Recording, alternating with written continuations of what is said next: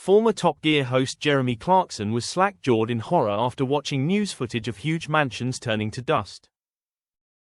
Jeremy Clarkson reacted with fury at claims that wealthy celebrities losing their homes to the wildfires ripping through Los Angeles don't matter. The Clarkson's farm star hit back at the social media socialists who have claimed multimillionaires can easily replace their homes as they have the spare funds. He indignantly hit back with a cry of, "That's nonsense. It doesn't matter how much money you have, it always hurts to lose your photograph albums and your pets and your lifetime collection of fridge magnets," he continued. Jeremy has an estimated net worth of almost £56 million, according to reports, but H is still sentimental about the little things, those that might not have a huge financial value yet are irreplaceable. He confirmed that his heart goes out to everyone affected as he vowed he wouldn't be making light of the apocalyptic event.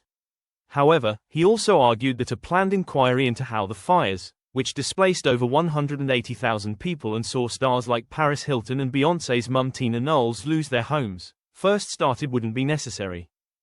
Jeremy elaborated with a call for more expensive building materials to be used to prevent huge blazes getting out of control in future.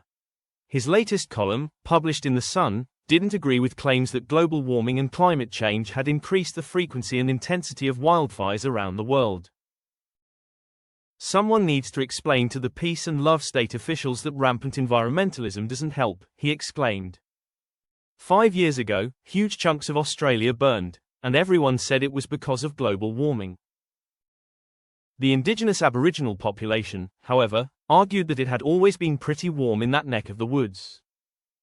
He also pointed to wildfires in Zimbabwe in the past, arguing that farms controlled by skilled people were able to stop blazes before they got out of control.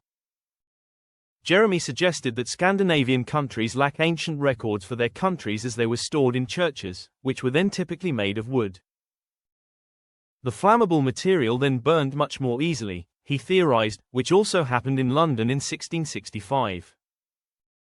Footage of tearful people searching among the wreckage of what had once been their homes to see what prized possessions they could salvage from the dust has dominated news headlines.